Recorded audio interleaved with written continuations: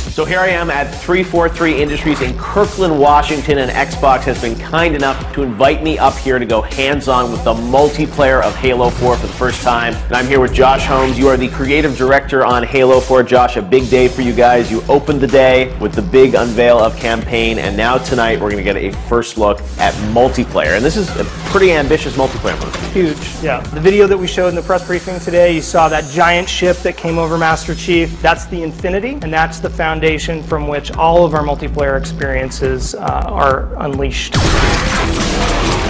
So you literally, create your own Spartan, your own soldier, you're on the Infinity, and then I guess there's sort of two paths you can go down. You can go down War Games, which is the competitive multiplayer, and then Spartan Ops, which is the sort of more narrative-focused co-op. Exactly. So War Games is essentially a training exercise that allows Spartans to head into combat against one another on the combat deck. And then Spartan Ops is a cooperative episodic experience where each week we're going to have a new episode of a show that launches, and players will be able to invest in this group of characters that are aboard the Infinity. And then we'll have 5 missions that launch each week along with that episode that they'll be able to go online and play with their friends and kind of drive the story forward.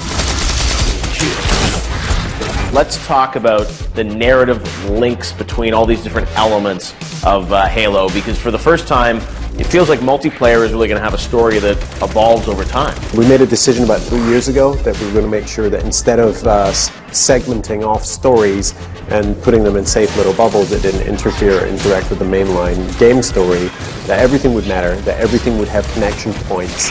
They're all standalone narratives, they're all going to be completely compelling and understandable, no matter what angle you go in from.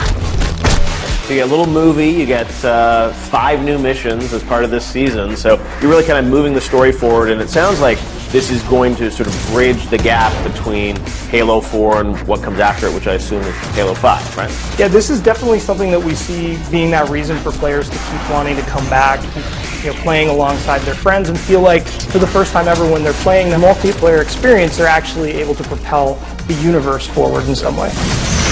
The way to close out day 1 of our coverage.